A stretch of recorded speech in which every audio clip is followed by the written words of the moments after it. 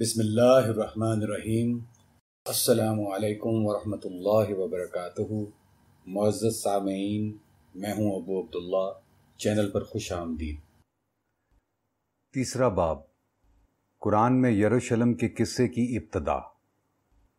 اور ہم نے اسے یعنی ابراہیم علیہ السلام اور لوط کو اس زمین کی طرف نجات دی جس میں ہم نے اہل عالم کے لیے برکتیں رکھی تھیں۔ قرآن سورہ انبیاء۔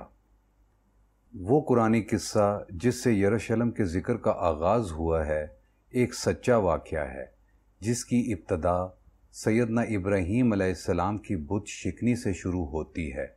میسوپوٹیمیا یعنی عراق میں واقع مندر میں انہوں نے ایک بڑے بت کے سوا تمام بت توڑ ڈالے تاکہ بت پرستوں پر بتوں کی پرستش کی قباحت واضح کر سکیں۔ اگر ابراہیم علیہ السلام نے یہ کارنامہ آج سر انجام دیا ہوتا تو موجودہ سیکولر دنیا اور اس کی پٹھو مسلم ریاستوں نے ثقافتی دہشت گردی اور بابل کے ثقافتی ورثے کی تباہی کہہ کر اس کی مذمت کر ڈالی ہوتی اور اقوام متحدہ نے ان پر پابندیاں لگانے کا اعلان کر دیا ہوتا۔ رسول اللہ صلی اللہ علیہ وآلہ وسلم کے لیے بھی ان کا طرز عمل چنداں مختلف نہ ہوتا جب آپ صلی اللہ علیہ وآلہ وسلم نے حرم مکہ میں بتوں کا صفایا کر دیا تھا۔ میسوپوٹیمیا کے بت پرستوں کو حضرت ابراہیم علیہ السلام کی بت شکنی اتنی ناگوار لگی کہ انہوں نے ایک وسیع و عریض آگ روشن کر کے حضرت ابراہیم علیہ السلام کو اس آگ میں جلا دینا چاہا۔ اللہ تعالیٰ کی رحمت جوش میں آئی اور آگ کو حکم ملا کہ وہ ٹھنڈی ہو کر ابراہیم علیہ السلام کے لیے سلامتی بن جائے۔ سورہ انبیاء۔ اس کے بعد اللہ تعالیٰ نے انہیں اور ان کے بھتیجے حضرت لوط علیہ السلام کو ارض مقدس کی طرف نجات دی۔ اس آیت سے قرآن میں ارض مقدس کا تصور متعارف ہوتا ہے۔ اس کی اہمیت کیا ہے؟ اللہ تعالیٰ کی حلیم و علیم ہستی نے ایک خاص زمین کو متبرک اور مقدس کیوں بنایا؟ اس تقدس کی کیا اہمیت ہے؟ آخر اللہ سبحانہ و تعالیٰ نے پوری زندگی پر ایک چھوٹا سا خطہ منتخب کر کے اسے مقدس کیوں قرار دے دیا؟ اس نے اپنے برگزیدہ بندے اور رسول سیدنا ابراہیم علیہ السلام کو سخت ترین آزمائشوں سے گزار کر تمام بنی نوع انسان کا دینی سربراہ یعنی امام منتخب کیا اور انہیں اپنا خلیل یعنی قریبی دوست قرار دیا۔ سورہ بقرہ۔ اس طرح یہ حقیقت روز روشن کی طرح واضح ہو گئی کہ سچ صرف ایک ہو سکتا ہے اور صرف ایک دین ہی سچا ہو سکتا ہے، اور یہ دین دین ابراہیمی ہی ہو سکتا ہے جو پوری انسانیت کے لیے اللہ تعالیٰ نے منتخب کیا ہے۔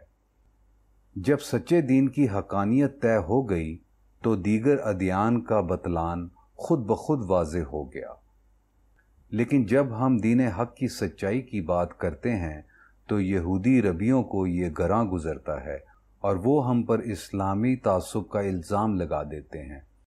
جب اللہ تعالیٰ نے پوری زمین سے ایک ٹکڑا منتخب کر کے اسے ارض مقدس قرار دیا اور اس کے گرد و نواح کو برکت والا بنایا تو اس کا مقصد یہ تھا کہ اسے سچائی کا لٹمس ٹیسٹ بنائے۔ صرف ابراہیم علیہ السلام کا دین ہی ارض مقدس میں متمکن ہو سکتا ہے، دیگر تمام ادیان وہاں سے نکال پھینکے جائیں گے۔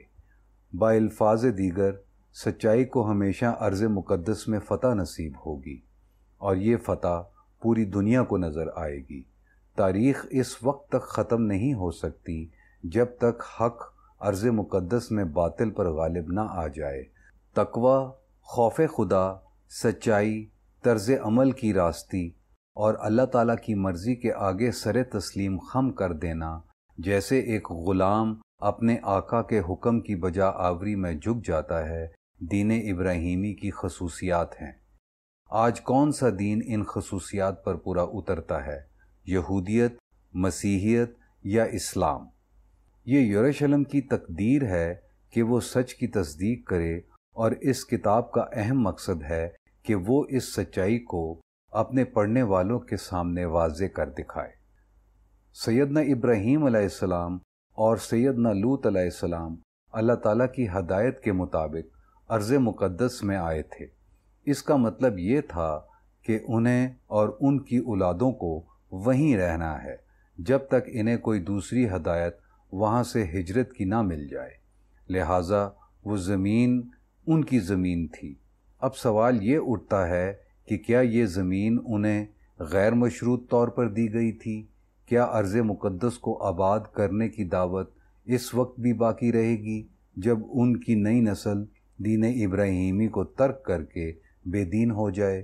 کیا ارض مقدس کو آباد کرنے کا حق اس وقت بھی باقی رہ جاتا ہے جب وہاں ایک سیکولر ریاست قائم کر دی جائے جس کی سپریم اتھارٹی خدائے ابراہیم کی بجائے ریاست کو سونپ دی جائے اور اعلیٰ ترین قانون شریعت کی بجائے ریاستی قانون کو قرار دے دیا جائے؟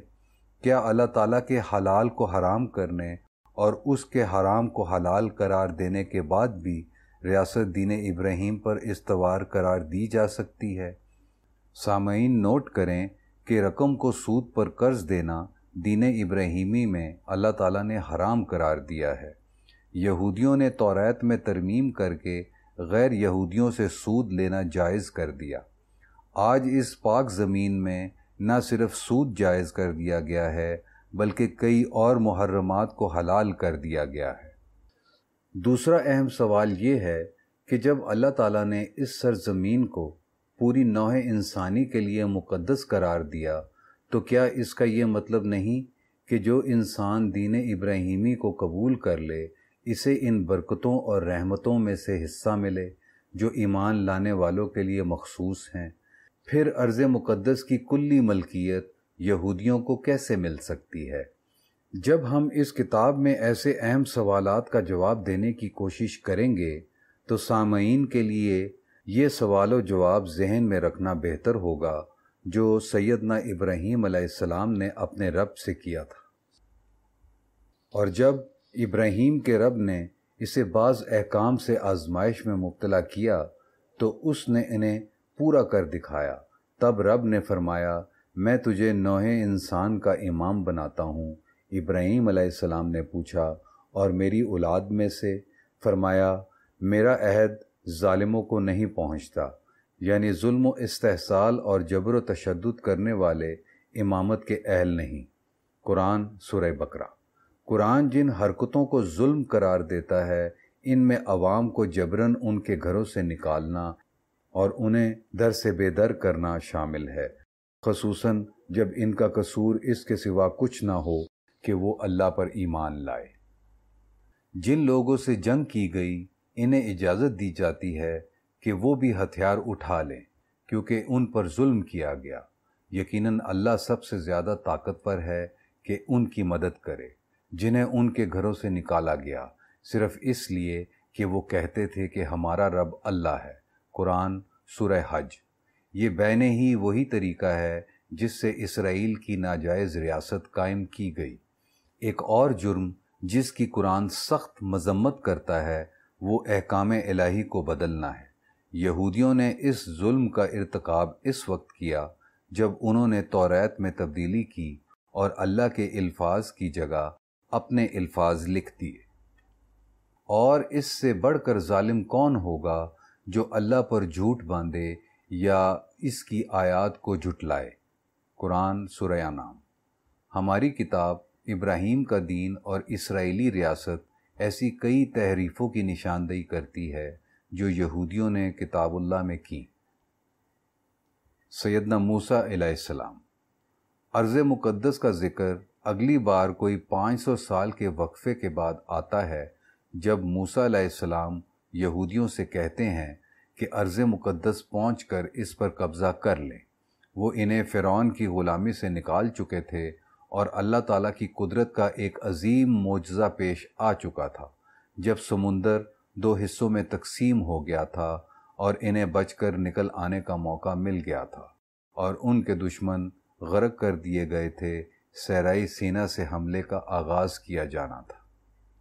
اے میری قوم، ارض مقدس میں داخل ہو جاؤ اور مقابلے سے پیٹھ نہ پھیرو ورنہ سخت نقصان اٹھانے والوں میں سے ہو جاؤ گے۔ قرآن سورہ مائدہ۔ یہ آیت سورہ انبیاء کی آیت 71 کی تائید کرتی ہے، کیونکہ یہودی حضرت ابراہیم علیہ السلام کی نسل سے تھے اور ان کے دین پر عمل پیرا تھے اور اپنے پیغمبر کی تعلیم کے مطابق زندگی بسر کر رہے تھے، انہیں ارض مقدس میں داخل ہونے کا حق تھا۔ یہ سرزمین ان کی تھی۔ حضرت موسیٰ علیہ السلام کی وفات کے کچھ عرصے بعد یہودی ارض مقدس میں داخل ہونے میں کامیاب ہو گئے، لیکن ارد گرد میں رہنے والے جنگجو قبائل انہیں ہراساں کرتے رہتے، بعض اوقات انہیں جان بچانے کے لیے بھاگنا پڑتا۔ قرآن اس کا ذکر کرتا ہے اور ان کی اس خواہش کا کہ ان کا کوئی بادشاہ ہو جس کی قیادت میں وہ پورا فلسطین حاصل کر لیں۔ کیا تم نے ان لوگوں کو نہیں دیکھا جو ارض مقدس میں اپنے گھروں سے نکالے گئے، حالانکہ وہ ہزاروں کی تعداد میں تھے لیکن موت سے خائف تھے؟ تو اللہ تعالیٰ نے ان سے فرمایا کہ مر جاؤ، پھر اس نے انہیں دوبارہ زندگی دی، کیونکہ اللہ انسانوں پر بے حد فضل کرنے والا ہے، لیکن اکثر لوگ شکر نہیں کرتے۔ اللہ کی راہ میں لڑو اور جان لو کہ اللہ سب دیکھتا اور سنتا ہے، یعنی اللہ سبحانہ و تعالیٰ چاہتا ہے کہ تم ظلم و استحصال کرنے والوں سے لڑو جو تمہیں تمہارے گھروں سے نکالتے ہیں۔ کون ہے جو اللہ کو قرضہ حسنہ دے تاکہ اللہ اسے کئی گنا کر کے لوٹائے؟ یہ اللہ ہی ہے جو رزق کو کم کرتا ہے اور وہی ہے جو اسے بڑھاتا ہے، اور اسی کی طرف لوٹنا ہے۔ کیا تم اسرائیل کے ان معزز لوگوں سے واقف نہیں ہو جنہوں نے نبی سے کہا کہ ہمارے لیے ایک بادشاہ بنا دیجئے تاکہ ہم اللہ کی راہ میں جہاد کر سکیں؟ نبی نے کہا کہ ممکن ہے کہ تمہیں لڑنے کا حکم ملے اور تم لڑنے سے انکار کر دو۔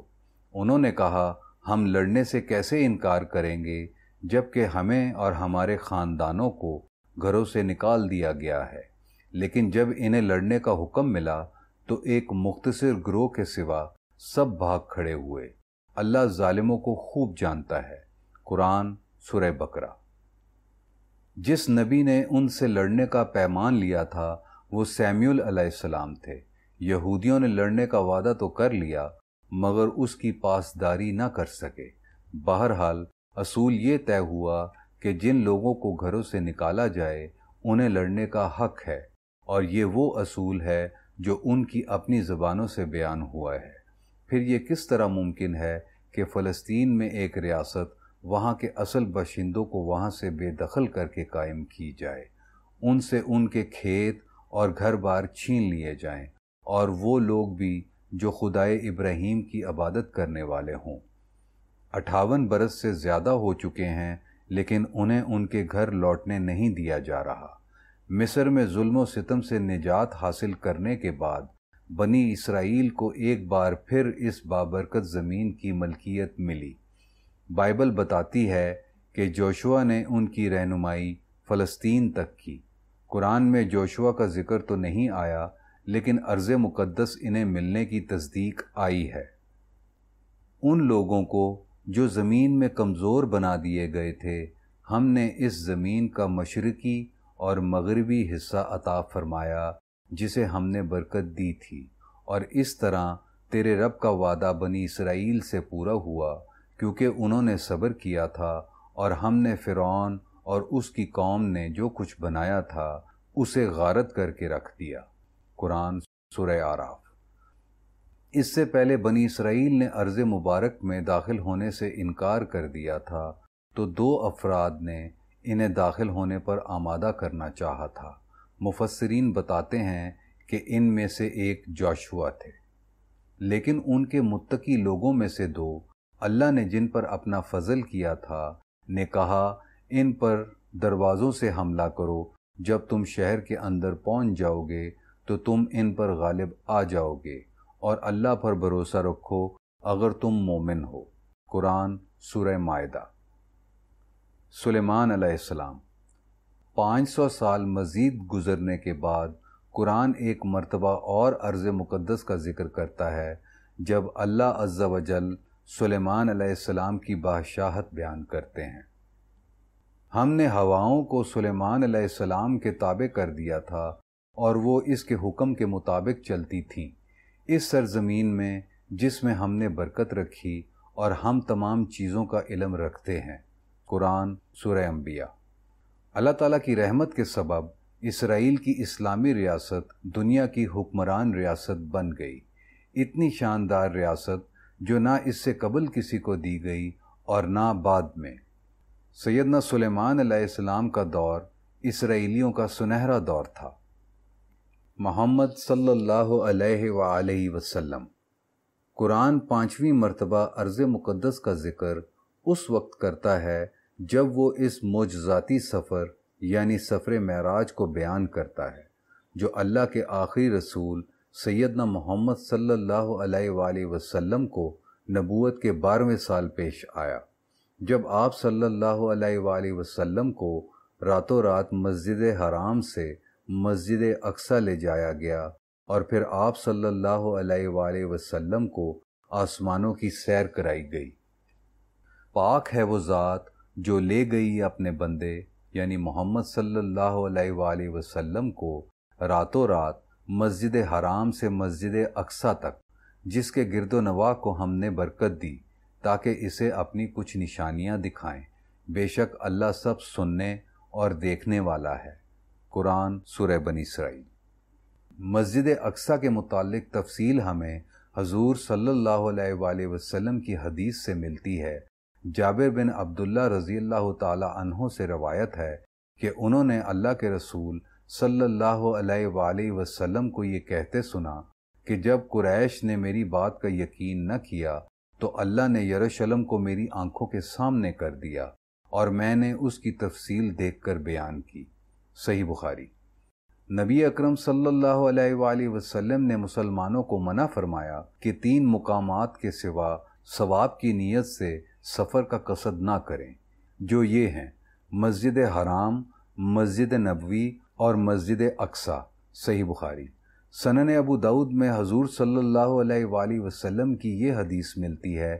میمونہ ابن سعد رضی اللہ تعالی عنہا نے کہا، اے اللہ کے رسول صلی اللہ علیہ وآلہ وسلم، ہمیں بیت المقدس کے سفر کے بارے میں اسلامی احکام سے آگاہ فرمائیں۔ تو اللہ کے رسول صلی اللہ علیہ وآلہ وسلم نے فرمایا، وہاں جاؤ اور اللہ کی عبادت کرو۔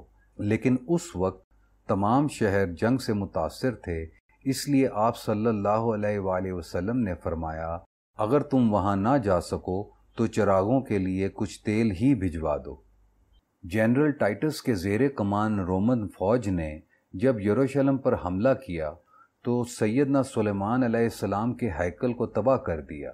جب سیدنا عمر رضی اللہ تعالی عنہ کے دور میں مسلمانوں نے اسے فتح کیا تو وہ اسی تباہ شدہ حالت میں تھا۔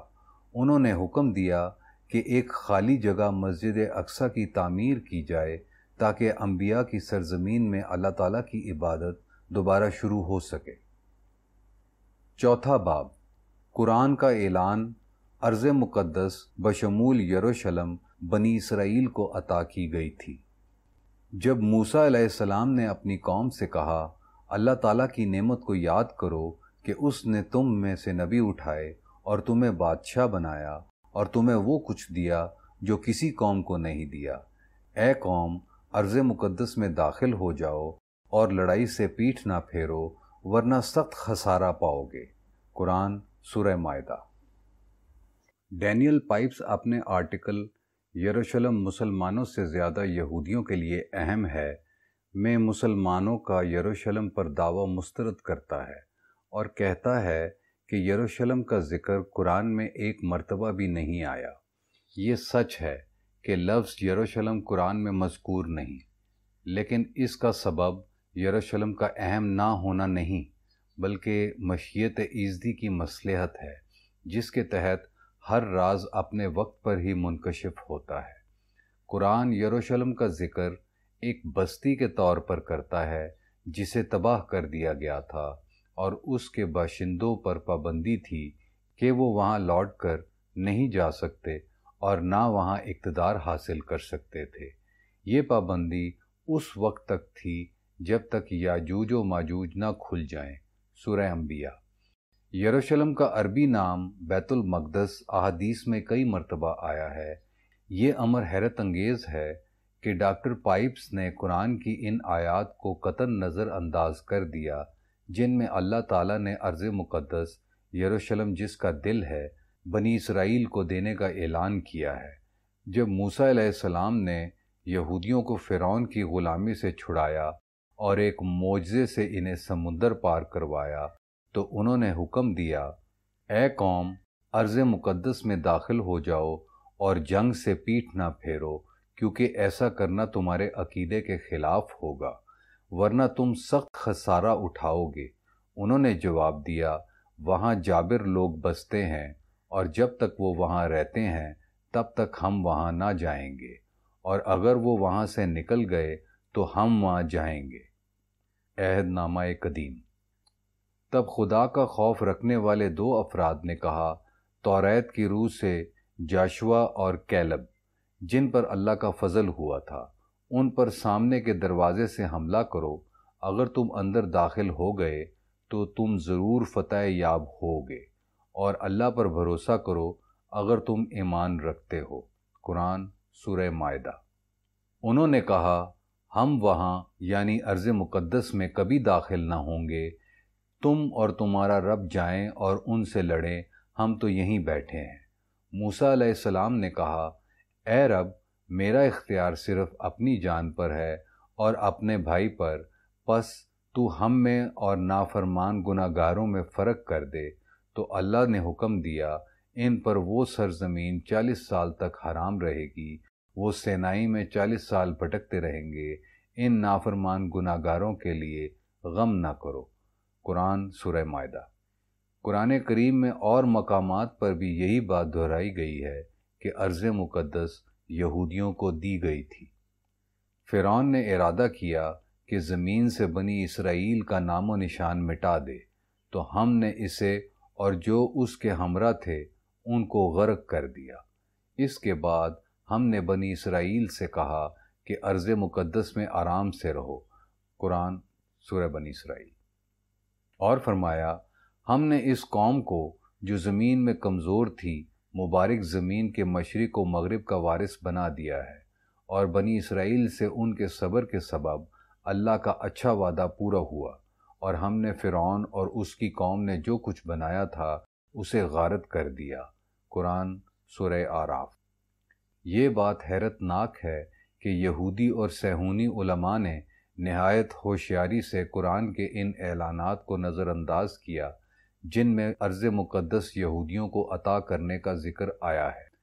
اے میری قوم، ارض مقدس میں داخل ہو جاؤ جو اللہ نے تمہیں دی ہے۔ ہم نے اسرائیلیوں سے کہا، ارض مقدس میں آرام سے رہو۔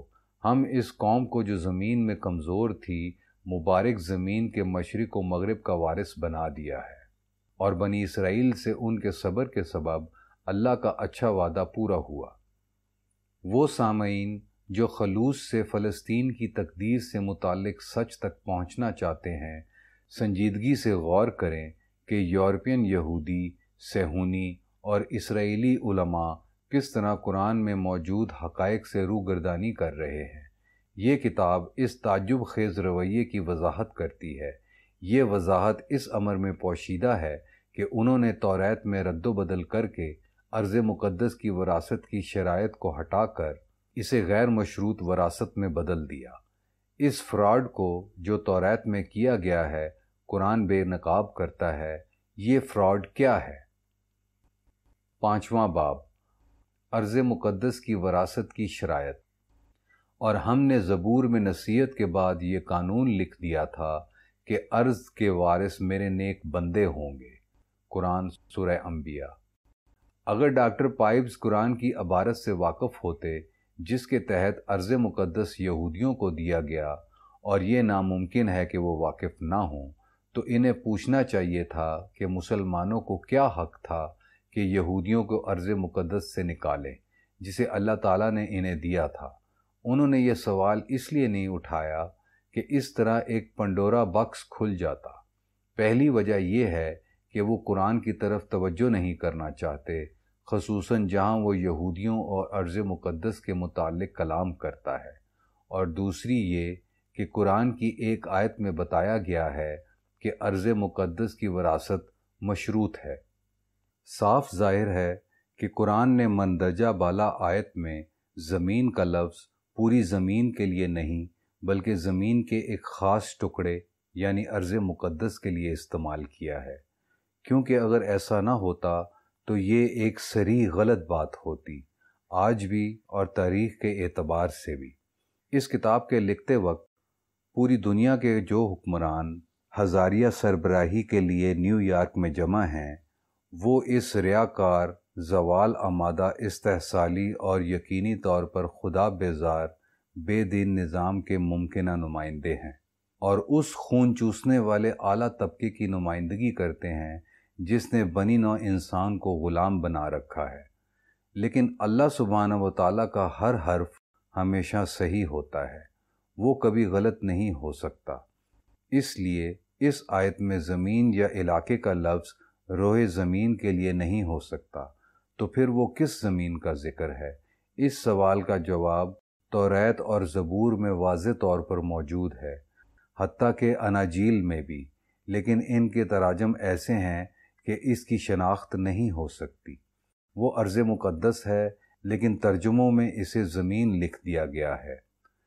وہ آدمی کون ہے جو خدا سے ڈرتا ہے تو وہ اسے ایسا راستہ سکھائے گا جو اسے پسند ہے، اس کی روح سکون سے رہے گی اور اس کی اولاد مقدس سرزمین کی وارث ہوگی۔ مالک کے راز صرف ان کے پاس ہیں جو اس سے ڈرتے ہیں اور وہ انہیں اپنا عہد دکھائے گا۔ انجیل۔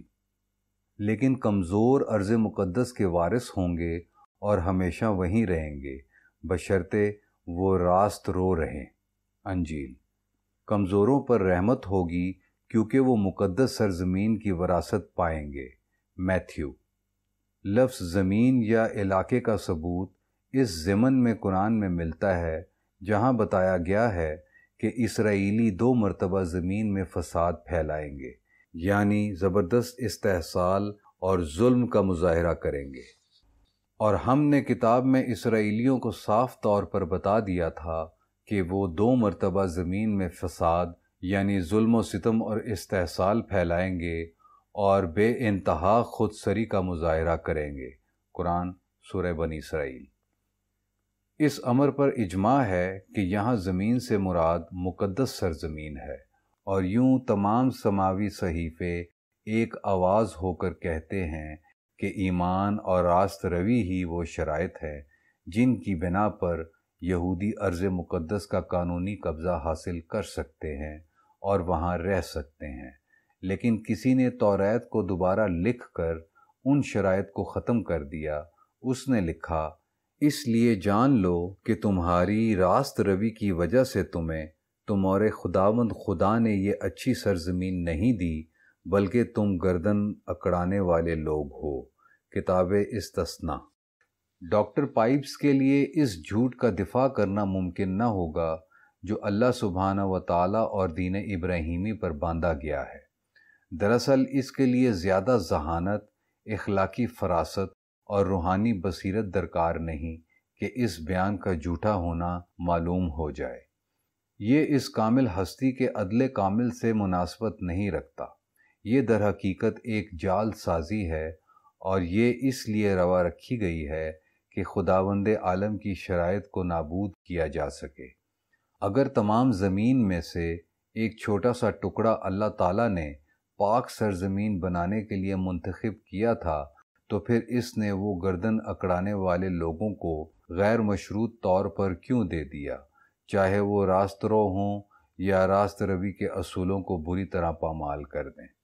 ثانیاً، تاریخی ریکارڈ ثابت کرتا ہے کہ یہودیوں کو ایک بار نہیں بلکہ بار بار راست روی سے بھٹک جانے کے سبب اس پاک سرزمین سے نکالا گیا۔ قرآن ان جلا وطنیوں کا ذکر کرتا ہے، اور آخری جلا وطنی کے بعد اللہ سبحانہ و تعالیٰ اعلان فرماتے ہیں کہ جب بھی یہودی ان حرکتوں کو دہرائیں گے ان کی سزا کو دہرایا جائے گا۔ قرآن سورہ بنی اسرائیل۔ کئی اسرائیلی یہودی جو یورپی نہیں ہیں اعتراف کرتے ہیں کہ ان کے گناہوں کے سبب انہیں فلسطین سے نکالا گیا۔ یورپ کے بے دین صہیونی اس نظریے پر یقین کرنے سے انکار کرتے ہیں۔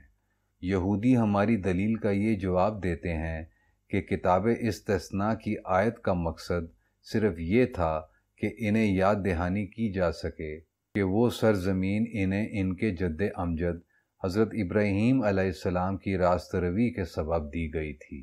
بالفاظ دیگر، زمین کی ان کو منتقلی اور اس کی وراثت ان کی سلاست روی کے صلے میں نہیں ہوئی تھی۔ اس دلیل سے یہ اندیہ نہیں ملتا کہ وہ سرزمین انہیں غیر مشروط طور پر نہیں دی گئی تھی، اور قرآن اس کی تکذیب کرتا ہے۔ قرآن کا موقف واضح ہے، وہ سرزمین انہیں مشروط طور پر دی گئی تھی اور شرائط تھیں اللہ عز و جل پر ایمان اور راست روی۔ قرآن سورہ انبیاء۔ یہودیوں کے اخراج کے 600 سال بعد اللہ تعالیٰ نے فلسطین کو مسلمانوں کو دینے کا انتظام فرمایا جب ایک مسلم فوج نے اسے فتح کیا۔ سیدنا عمر رضی اللہ تعالیٰ عنہ کو ذاتی طور پر یروشلم آ کر چابیاں وصول کرنے کی درخواست کی گئی۔ اس دن قرآن کریم کی وہ پیش گوئی پوری ہوئی۔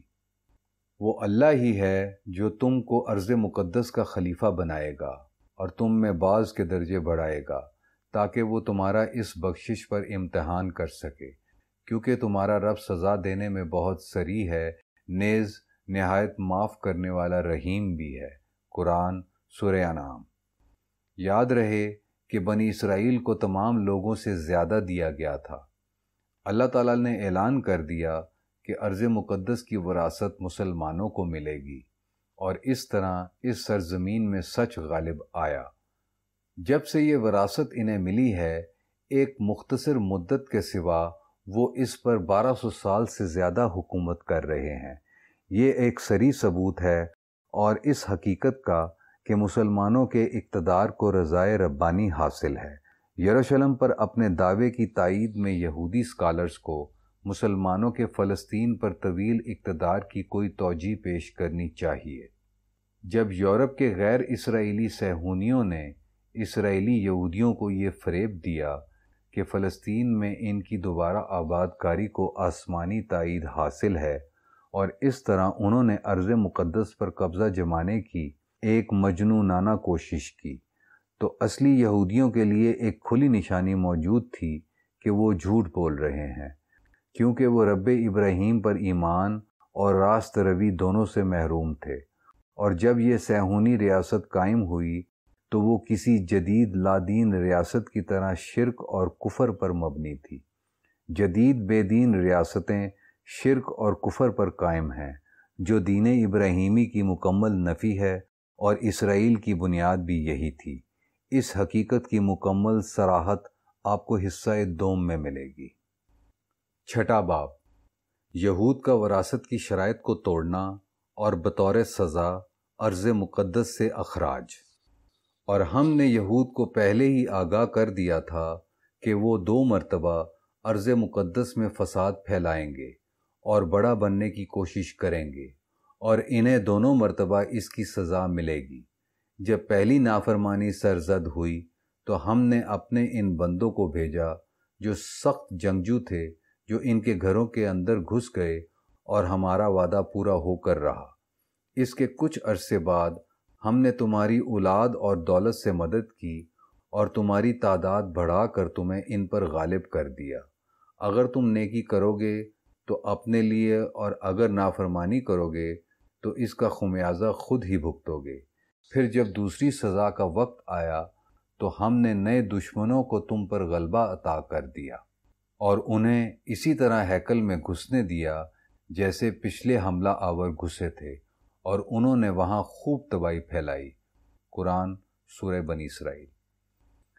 قرآن کی 17ویں سورت بنی اسرائیل کی تاریخ بیان کرتی ہے اور اس فریب کو بے نقاب کرتی ہے جو توریت میں جعل سازی سے شامل کر دیا گیا ہے۔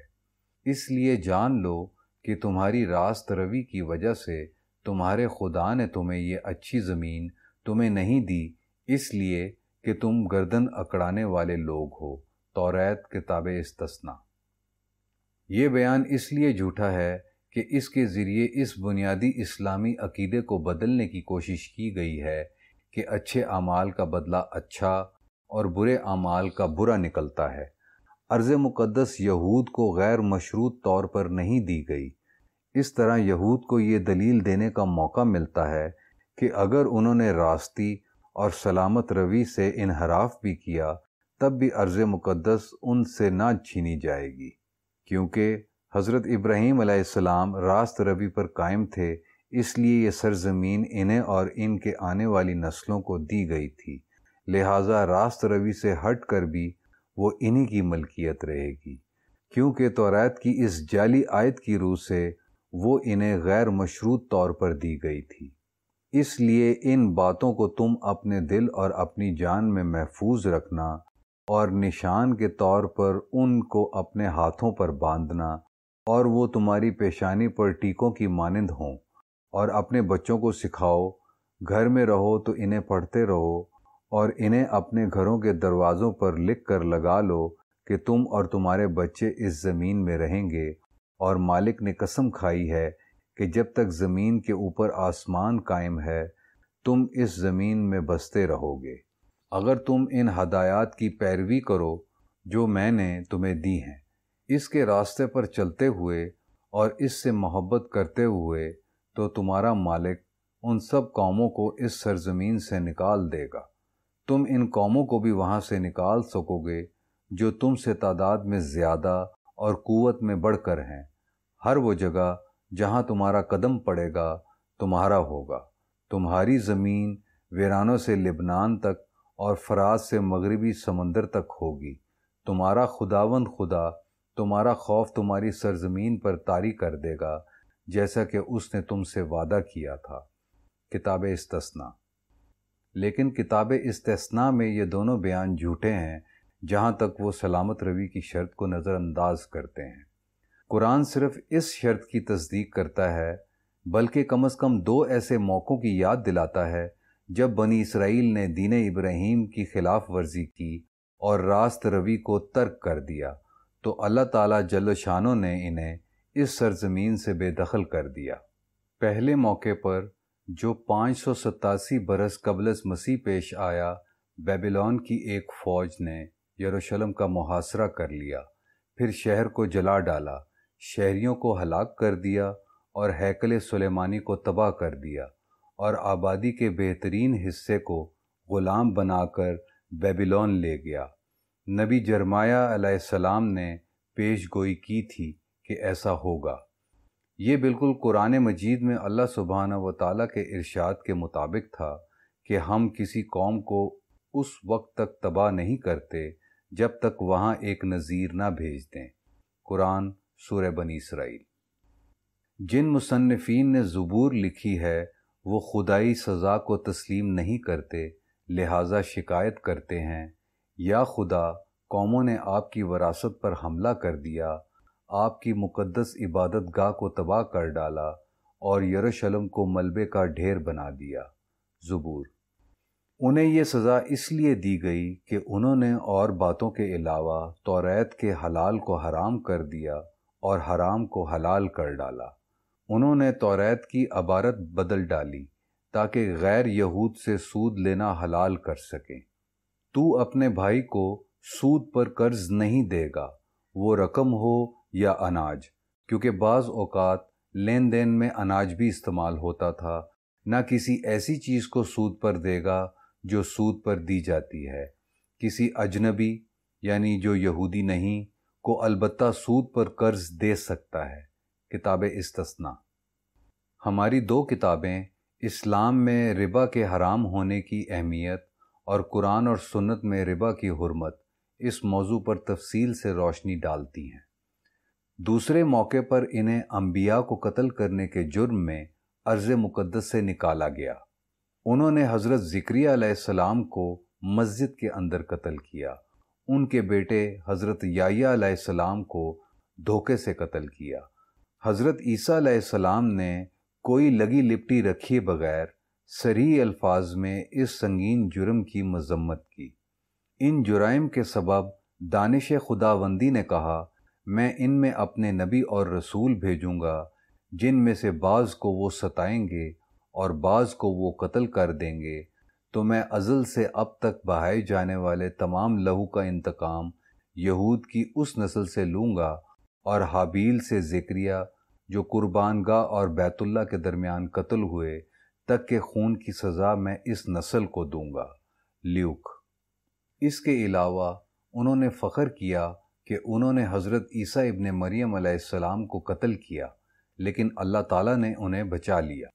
انہوں نے بڑے فخر سے کہا، ہم نے اللہ کے پیغمبر مسیح عیسیٰ ابن مریم کو قتل کر دیا، لیکن وہ در حقیقت اسے قتل نہ کر سکے اور نہ انہیں صلیب دے سکے، لیکن انہیں ایسا لگا کہ وہ یہ قتل کر گزرے ہیں، اور ان میں جو اختلافات کرتے ہیں شبہ میں گرے ہوئے ہیں، اور ان کے پاس کوئی صریح ثبوت نہیں کہ انہوں نے واقعتاً یہ قتل کیا، در حقیقت وہ انہیں قتل نہیں کر سکے۔ قرآن سورہ نساء۔ حضرت عیسیٰ علیہ السلام جیسے جلیل القدر پیغمبر کی نافرمانی اور ان کے قتل کی کوشش کے بعد اللہ سبحانہ و تعالیٰ نے انہیں دوسری مرتبہ سزا دی۔ ایک رومن فوج کے جنرل ٹائٹس کی سرکردگی میں یروشلم کا محاصرہ کر لیا۔ ٹائٹس نے شہر کو تباہ کر دیا، ساکنوں کو قتل کر ڈالا اور بقیہ یہودیوں کو وہاں سے بے دخل کر دیا۔ ہیکل سلیمانی پھر سے برباد کر ڈالا اور ایک ایک پتھر الگ الگ کر کے پگھلے ہوئے سونے کی تلاش کی گئی، بین ہی جیسا حضرت عیسیٰ علیہ السلام نے پیش گوئی فرمائی تھی کہ ایک پتھر بھی دوسرے پر باقی نہیں رہے گا اور سب گرا دیے جائیں گے۔ اور ہم نے بنی اسرائیل کو وحی کے ذریعے کھلی تنبیہ کی تھی کہ وہ 2 مرتبہ ارض مقدس میں فساد برپا کریں گے اور بڑے تکبر میں مبتلا ہوں گے، اور دونوں مرتبہ اپنے کیے کی سزا پائیں گے۔ جب پہلے وعدے کا وقت آیا تو ہم نے تمہارے خلاف اپنے ایسے بندے بھیجے جو سخت جنگجو تھے، وہ تمہارے گھروں میں گھس گئے اور ہمارا وعدہ پورا ہو کر رہا۔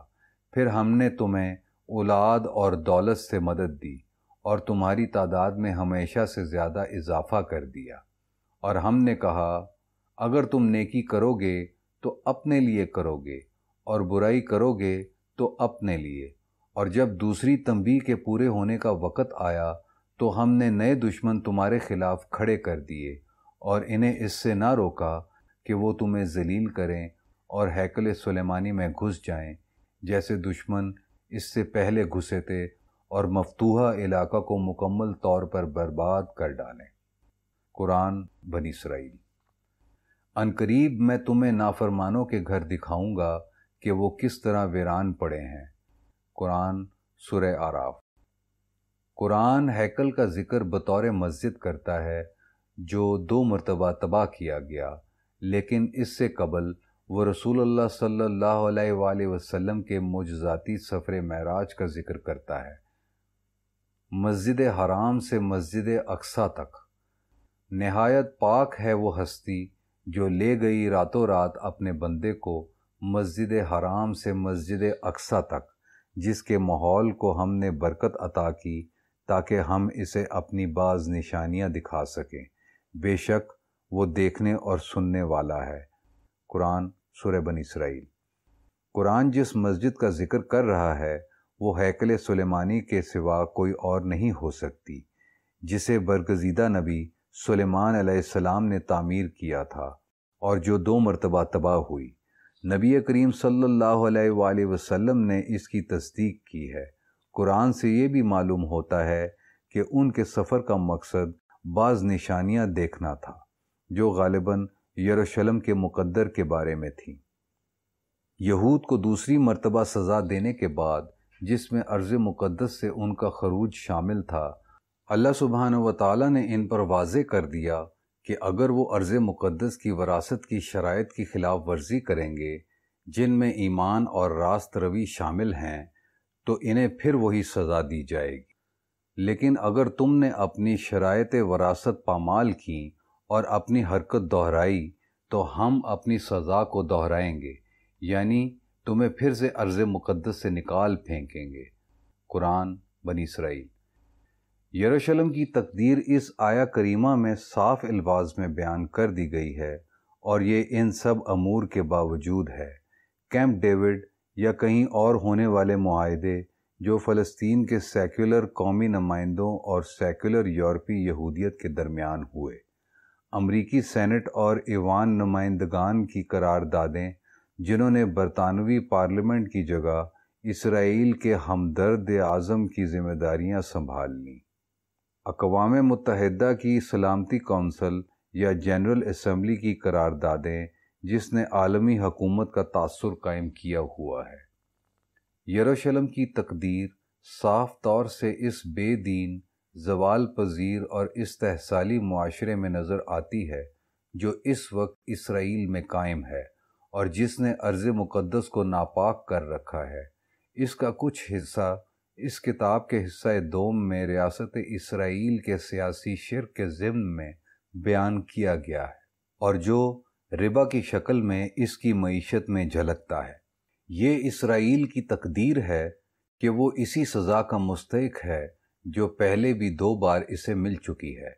پہلی آسمانی سزا اسے اس وقت ملی جب اللہ رب العزت نے ایک عراقی فوج بھیج کر اسے تباہ کر دیا، اور دوسری سزا اسے اس وقت ملی جب ایک رومن لشکر نے اس کی اینٹ سے اینٹ بجا دی، اور تیسری اور آخری سزا اسے اس وقت ملے گی جب ایک مسلم فوج اسے نیست و نابود کر دے گی۔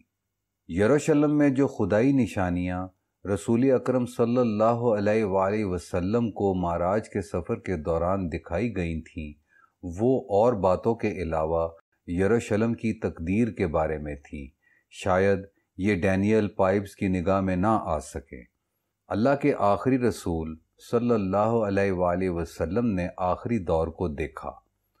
انہوں نے اپنی روحانی نگاہوں سے یہود کو ارض مقدس میں لوٹتے اور جعلی اسرائیلی ریاست کا قیام دیکھا، اور اس ظلم، جبر اور تشدد کا مشاہدہ کیا جو اسرائیل کے قیام کے سبب رونما ہوگا۔ انہوں نے حضرت عیسیٰ ابن مریم علیہ السلام کی واپسی دیکھی اور اسرائیلی ریاست کی مسلم فوج کے ہاتھوں تباہی کا نظارہ کیا۔ آپ صلی اللہ علیہ وآلہ وسلم نے اس سچائی، انصاف اور راست روی کا مشاہدہ کیا جو دین ابراہیمی کے نفاذ کے سبب ارض مقدس میں دیکھنے میں آئے گی۔ 7واں باب، قبلے کی یروشلم سے مکہ تبدیلی۔ کیا وہ زمین میں سفر نہیں کرتے کہ وہ دانش سیکھ سکیں اور ان کے کان سننا سیکھ سکیں؟ حقیقتاً ان کی آنکھیں اندھی نہیں، لیکن دل جو سینوں میں ہیں اندھے ہو چکے ہیں۔ قرآن سورہ حج۔ وہ زمین میں گھومتے پھرتے نہیں تاکہ ان کے مردہ دل زندہ ہو جائیں، ایسے دل جو بظاہر زندہ ہیں حکمت اور دانش سیکھ کر سچ مچ حیات پالیں، اور ان کے کان سننا سیکھ جائیں اور باطنی سماعت حاصل کر لیں۔ یہودی علماء ارض مقدس سے ایک مذہبی اور جذباتی وابستگی کا دعویٰ کرتے ہیں جو یروشلم اور ہیکل سلیمانی سے محبت کے سبب ہے۔ اس عقیدے کے باعث وہ سوچتے ہیں کہ جب تک وہ فلسطین میں آباد نہیں ہو جاتے ان کا ایمان مکمل نہیں ہو سکتا۔ اس مقصد کے حصول کے لیے انہیں نہ صرف فلسطین پر تسلط جمانا ہوگا بلکہ وہاں اسرائیلی ریاست بھی قائم کرنی ہوگی جس کا مرکز یروشلم ہو، اور ہیکل سلیمانی کی دوبارہ تعمیر ان کا جزو ایمانی ہے، جبکہ صہیونیوں کو اس سرزمین، ہیکل اور شہر سے کوئی مذہبی لگاؤ نہیں ہے۔ صہیونیوں کی ان سے وابستگی صرف سیاسی، تاریخی اور سیکولر بنیادوں پر ہیں، کیونکہ سیکولر اقدار وقت کے ساتھ بدلتے رہتے ہیں تاکہ بدلتی ہوئی سیکولر دنیا کے ساتھ چل سکیں۔ یہ اقدار ہمیشہ تغیر پذیر رہتے ہیں اور کبھی جامد نہیں ہوتے۔ اس لیے صہیونی اور یورپی یہود کا یروشلم کے ساتھ تعلق وقت کے ساتھ بدلتا رہتا ہے، لیکن یہود کا مذہبی طبقہ اس بنیادی عقیدے کے ساتھ سختی کے ساتھ وابستہ ہے۔ اس کے برعکس دین کا مادہ ایمان میں پنہا ہے۔ اللہ سبحانہ و تعالیٰ پر ایمان، اس کے فرشتوں پر، اس کی کتابوں پر، اس کے رسولوں پر، یوم القیامہ پر، موت کے بعد دوبارہ زندہ کیے جانے پر اور جنت و دوزخ پر ایمان انسان کے دل میں ہوتا ہے۔ اللہ سبحانہ و تعالیٰ حق ہے۔ جب ایمان حاصل ہوتا ہے تو انسان کے دل میں سچ داخل ہو جاتا ہے۔ اللہ تعالیٰ ہر سرزمین سے، ہر شہر سے اور ہر عبادت گاہ سے بڑے ہیں۔ میری زمینوں اور میرے آسمانوں میں اتنی وسعت کہاں ہے کہ میں ان میں سما سکوں، لیکن میں اپنے مومن بندے کے دل میں سما جاتا ہوں۔ حدیث قدسی۔ جب آخری رسول صلی اللہ علیہ وآلہ وسلم دنیا میں تشریف لائے تو علماء یہود پر زوال آ چکا تھا، اور انہوں نے محض ظاہری عبادت کو دین سمجھ لیا تھا اور دین کے باطنی تقاضوں کو سمجھنے سے قاصر تھے۔ اس لیے انہوں نے رسول اکرم صلی اللہ علیہ وآلہ وسلم کو تسلیم کرنے سے انکار کر دیا۔ اس کے علاوہ حضور صلی اللہ علیہ وآلہ وسلم یہودی نہیں تھے، اس لیے ان علماء یہود نے بھی، جو آپ کو پہچان چکے تھے، یہ کہہ کر آپ کو نبی ماننے سے انکار کر دیا کہ یہود کا نبی غیر یہودی نہیں ہو سکتا۔ جب نبی اکرم صلی اللہ علیہ وآلہ وسلم یہودیوں کے عین درمیان یعنی مدینہ تشریف لے گئے تو آپ اس وقت روزہ رکھتے تھے جب وہ روزہ رکھتے تھے، اور اسی طرف منہ کر کے نماز پڑھتے تھے جدھر یہودی رخ کرتے تھے، یعنی یروشلم کی طرف۔ لیکن 17 ماہ گزر جانے کے بعد واضح ہو گیا کہ یہود آپ صلی اللہ علیہ وآلہ وسلم پر ایمان نہیں لائیں گے اور اپنی دولت اور سازشوں سے مختصر سی مسلم آبادی میں انتشار پھیلائیں گے، تو اللہ سبحانہ و تعالیٰ نے حکم دیا کہ مومن اپنا رخ یروشلم سے پھیر کر بیت اللہ شریف کی طرف کر لیں۔ تحویل قبلہ کا یہ حکم یہودیوں پر نہایت گراں گزرا اور انہوں نے اس پر بہت بڑی تنقید کی۔ ان کا کہنا تھا کہ دین ابراہیمی یروشلم سے منسلک ہے۔ قرآن نے اس کا جواب حقارت سے دیا۔ انسانوں میں جو بے وقوف ہیں وہ کہتے ہیں کہ کس چیز نے انہیں اس قبلے سے پھیر دیا جس کا وہ رخ کرتے تھے۔ کہہ دو کہ اللہ ہی کے لیے ہیں مشرق اور مغرب، اور وہ جسے چاہتا ہے سیدھا راستہ دکھا دیتا ہے۔ قرآن سورہ بقرہ۔ قرآن نے یہ بتا دیا کہ یہودی اتنی شدت سے یروشلم کو دین کا مرکز تسلیم کرتے ہیں کہ چاہے کتنی بڑی نشانی آ جائے وہ مکہ کو قبلہ تسلیم نہیں کریں گے۔ چاہے تم تمام نشانیاں لے آؤ، اہل کتاب کبھی تمہارا قبلہ تسلیم نہیں کریں گے۔ قرآن سورہ بقرہ۔ قرآن نے آخر کار واضح کر دیا کہ یروشلم یا اس کا ہیکل ایمان کا مرکز نہیں رہا۔ نیکی یہ نہیں کہ تم اپنا منہ مشرق کی طرف کر لو یا مغرب کی طرف، بلکہ نیکی یہ ہے کہ تم اللہ پر ایمان لاؤ اور آخرت پر، فرشتوں پر اور کتاب پر اور پیغمبروں پر، اور اپنا مال اس کی محبت کے باوجود خرچ کرو اللہ کی محبت میں، رشتہ داروں پر، یتیموں پر، مسافروں پر، سائلوں پر، غلاموں کی رہائی پر، اور یہ کہ تم نمازوں اور زکوٰۃ کی پابندی کرو اور ان وعدوں کی تکمیل کرو جو تم نے کیے ہیں، اور صبر کرو مشکلات میں، یعنی تکلیف میں اور بیماری میں اور جنگ میں اور خوف و دہشت کے لمحات میں، اور ایسے ہی لوگ در حقیقت متقی ہیں۔ قرآن سورہ بقرہ۔ لہٰذا قبلے کی تبدیلی کا کوئی غلط اثر ایمان لانے والوں پر نہیں پڑا، بلکہ اس طرح ان تنگ نظر لوگوں کی اصلاح ہو سکی جنہوں نے دین کو کسی مقام یا زمین کے ساتھ مقید کر رکھا تھا۔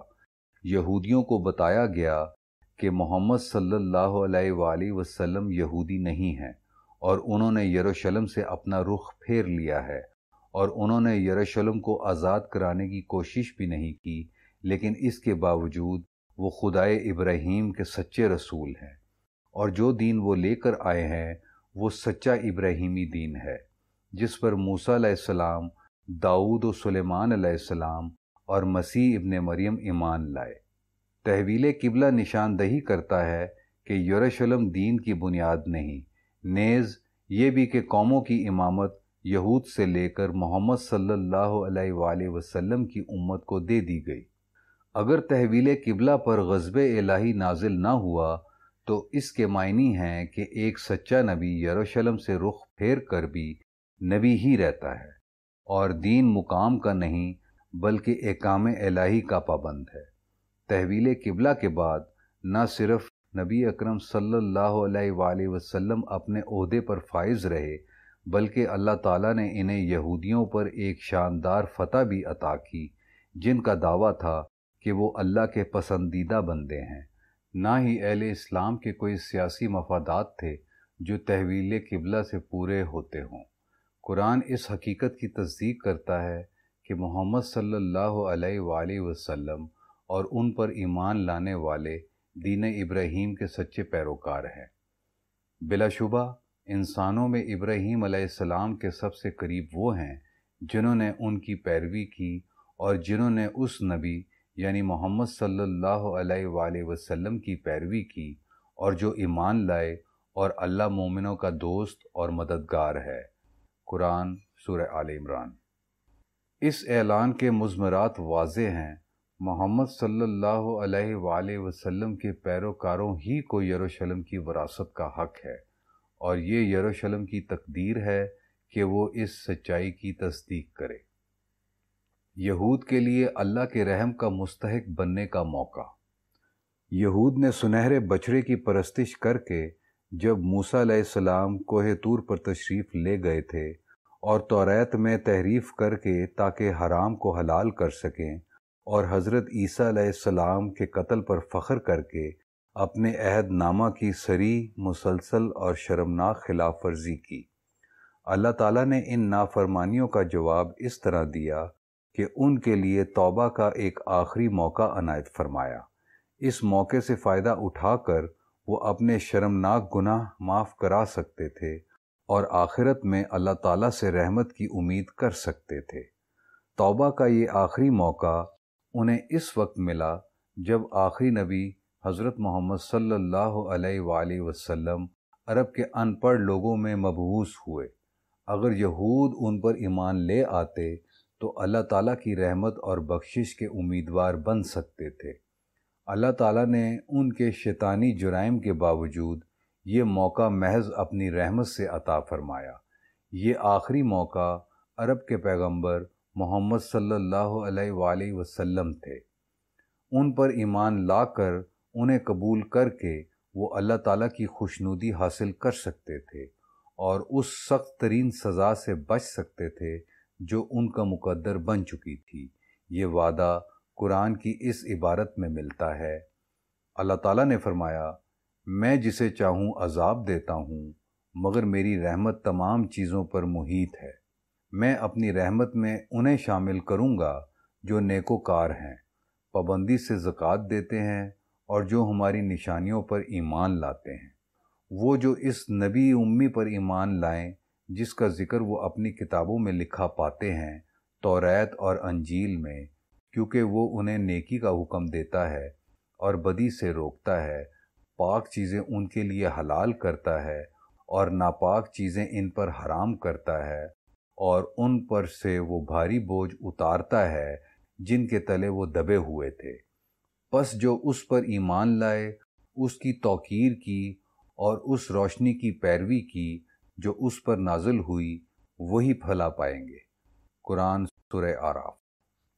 صاف ظاہر ہے کہ یہ عبارت نبی کریم صلی اللہ علیہ وآلہ وسلم کا ذکر کر رہی ہے۔ جب نبی اکرم صلی اللہ علیہ وآلہ وسلم مدینہ تشریف لائے تو یہود کے لیے وہ موقع پیدا ہو گیا کہ انہیں قبول کر لیں، ان پر ایمان لے آئیں اور اللہ تعالیٰ کے رحم کے مستحق بن جائیں، لیکن وہ ان کا انکار کریں تو رحمت کا دروازہ بند ہو جائے گا اور ان کی سزا شروع ہو جائے گی۔ یہ یہودیوں کی تاریخ کا سب سے نازک لمحہ تھا۔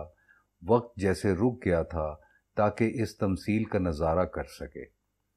جب نبی اکرم صلی اللہ علیہ وآلہ وسلم مدینہ پہنچے تو آپ نے کئی ایسی باتیں کیں جن سے ربیوں پر یہ واضح ہو جاتا تھا کہ آپ واقعی اللہ کے رسول ہیں اور وہ رسول جس کا وہ انتظار کر رہے تھے۔ 17 ماہ تک آپ یروشلم کی طرف رخ کر کے عبادت کرتے رہے۔ یہ آپ صلی اللہ علیہ وآلہ وسلم نے اس لیے کیا کہ یہود بھی اسی طرف منہ کر کے عبادت کرتے تھے، اور اس طرح ظاہر تھا کہ آپ دین ابراہیمی کے پیغمبر ہیں۔ ایک عرب کے لیے جو مکہ کی طرف رخ کر کے نماز پڑھتا ہو، یہ آسان نہ تھا کہ اپنی روایتی عبادت گاہ سے رخ پھیر کر یروشلم کی طرف منہ کر لے۔ آپ صلی اللہ علیہ وآلہ وسلم کا یہ اقدام بتا رہا تھا کہ آپ اللہ کے سچے نبی ہیں۔ اس سے بھی بڑھ کر آپ صلی اللہ علیہ وآلہ وسلم نے یہود کے ساتھ روزے رکھے اور توریت کے قوانین کے مطابق رکھے، یعنی مغرب سے مغرب تک۔ کسی عرب نے اس طرح روزے نہ رکھے تھے، لیکن مدینہ کی پوری مسلم آبادی اب اس طرح روزے رکھ رہی تھی۔ اس طرح یہود پر یہ واضح ہو جانا چاہیے تھا کہ حضور صلی اللہ علیہ وآلہ وسلم دین ابراہیم کے ایک سچے رسول ہیں۔ پھر ایک ایسا واقعہ ہوا جس نے اس حقیقت پر مہر تصدیق ثبت کر دی کہ آپ ایک سچے رسول ہیں۔ یہود دو ایسے افراد کو آپ کے حضور لائے جنہوں نے زنا کیا تھا۔ انہوں نے آپ کی آزمائش کے لیے پوچھا کہ ان کی کیا سزا ہونی چاہیے۔ آپ نے پوچھا کہ وہ اس جرم کی کیا سزا دیتے ہیں، توریت لا کر دکھائیں۔ جب یہودی ربی توریت پڑھ رہا تھا تو اس نے اس آیت پر اپنی انگلی رکھ دی اور کہا کہ ان کا منہ کالا کر کے ان کی پٹائی کی جائے۔ اس پر عبداللہ بن سلام جو ایک یہودی عالم تھے اور ایمان لا چکے تھے، انہوں نے اس سے کہا کہ انگلی ہٹا کر پڑھے۔ جب اس نے تکمیل کی تو زانی کے لیے رجم کا حکم نکلا۔ اس واقعے کی وجہ سے یہود کو کافی شرمندگی اٹھانی پڑی۔ وہ ایسے لوگ ثابت ہوئے تھے جو خود اپنی کتاب سے روگردانی کرتے تھے۔ رسول اللہ صلی اللہ علیہ وآلہ وسلم نے حکم دیا کہ دونوں کو سنسار کر دیا جائے۔ اس طرح آپ نے اس شرعی قانون کا نفاذ کیا جس سے خود یہود روگرداں تھے۔ اس واقعے سے بھی یہود کو یقین ہو جانا چاہیے تھا کہ آپ صلی اللہ علیہ وآلہ وسلم ایک سچے رسول ہیں۔ مدینہ منورہ میں رسول اکرم صلی اللہ علیہ وآلہ وسلم کی آمد کے 17 ماہ بعد معلوم ہو گیا کہ یہود نے آپ کو رسول تسلیم کرنے سے انکار کر دیا ہے اور قرآن کو اللہ کی کتاب ماننے سے بھی منکر ہیں۔ یہی نہیں بلکہ انہوں نے دشمنان اسلام کے ساتھ مل کر اہل اسلام کے خلاف سازشیں شروع کر دیں تاکہ اسلام کو مٹا سکیں۔ اس وقت اللہ تعالیٰ نے مسلمانوں کو مکہ کو قبلہ بنانے کا حکم نازل فرمایا۔ اس موقع پر جہاد اور صوم کی فرضیت کے احکامات بھی اترے۔ یہ تینوں احکامات شعبان کے مہینے میں نازل کیے گئے، لیکن روزے کے احکام میں اللہ سبحانہ و تعالیٰ نے توریت والے احکام میں تخفیف فرما دی اور فجر سے مغرب تک کا روزہ فرض کیا۔ اس طرح رات کے وقت کھانے پینے اور بیویوں کے پاس جانے کی اجازت عطا فرما دی گئی۔ اس کے علاوہ اللہ سبحانہ و تعالیٰ نے غیر شادی شدہ جوڑے کے لیے زنا کی سزا میں بھی تخفیف فرما کر سنگ ساری کی بجائے مجمع کے سامنے 100 کوڑے مارنے کا حکم نازل فرمایا۔ قانون کی تبدیلی کا پہلا مضمر یہ تھا کہ یہود کا قانون اب اپنی قانونی حیثیت کھو بیٹھا ہے اور اس کی جگہ اللہ تعالیٰ نے ملت ابراہیمی کے لیے نئے اور آسان قوانین وضع فرمائے ہیں۔ لیکن اس کے زیادہ اہم مضمرات اس وقت واضح ہوئے جب نبی کریم صلی اللہ علیہ وآلہ وسلم نے ایک خواب دیکھا جس میں انہیں بتایا گیا کہ یاجوج اور ماجوج کی رہائی شروع ہو چکی ہے۔ آپ نے اشاروں میں دجال کی آمد کی بھی خبر دی۔ جب آپ صلی اللہ علیہ وآلہ وسلم عمر رضی اللہ تعالیٰ عنہ کے ہمراہ ایک یہودی لڑکے کو دیکھنے تشریف لے گئے جس کے متعلق شک تھا کہ وہ دجال ہے۔ نبی کریم صلی اللہ علیہ وآلہ وسلم نے سیدنا عمر رضی اللہ تعالیٰ عنہ کو اس کے قتل سے منع کرتے ہوئے ارشاد فرمایا، اگر وہ دجال ہے تو تم اسے قتل نہ کر سکو گے، اور اگر وہ دجال نہیں ہے تو اسے قتل کرنا گناہ ہے۔ اگر دجال رہا ہو چکا ہے تو اس کے معنی یہ ہوئے کہ دور فتن نبی کریم صلی اللہ علیہ وآلہ وسلم کے دور ہی میں شروع ہو گیا تھا۔ قبلے کی تبدیلی کے بعد یہود پر توبہ اور رجوع کا جو دروازہ کھلا ہوا تھا ہمیشہ کے لیے بند ہو گیا اور ان پر عظیم سزا کا نفاذ لازم ہو گیا۔